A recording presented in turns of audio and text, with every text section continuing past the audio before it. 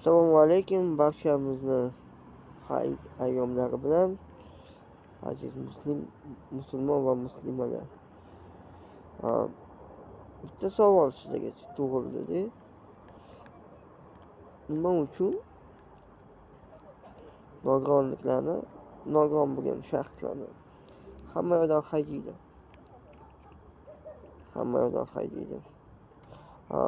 Bu yoqqa o'tirma, sal ichkariroq kir, bitta o'tirasan. Sen hech qanaqa gadoychilik qilmaysan, boshqa qilmaysan, lekin seni haydaydi u yerdan. Qiziq, a? Menga ham qiziq. Nima Yunusobod militsiyani bo'limiga yetib borgan jinoyatchilar qolmaganmi boshqa? Endi metrodan olishgan nogironlarga yopishtilaring bayramda. Juda yaxshi ish qildingiz. Juda yaxshi.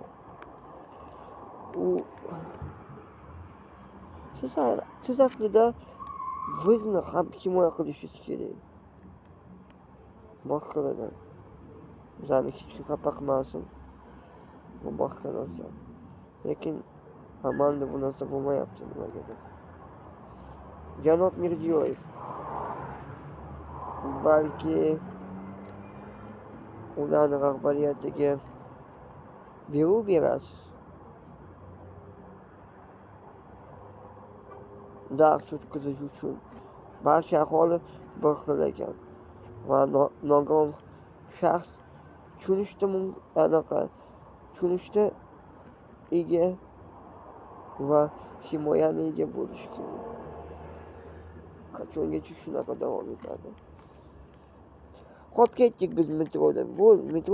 Metro 3ta ochiladi. Bizga faqat bitta narsa, ko'chada o'tirib hech kimga tegmaydik. Biz hech kimga tegmaydik. Odamni noto'g'ri o'ylashi mumkin dedi. Menga qarab, militsioner. Men aytdim, ma'lum birov o'ylashi bilan nima qizig'im bor? Kim nima o'ylasa o'ylaversin. Men bir narsa qildimmi? Yo'q deydi. Bo'lmasa nimaga haydayapsan? Shunaqa qilish kerak deydi. Tavba qildim. Janob Prezident va boshqalar o'shani iltimos e'tiboriga olinglar.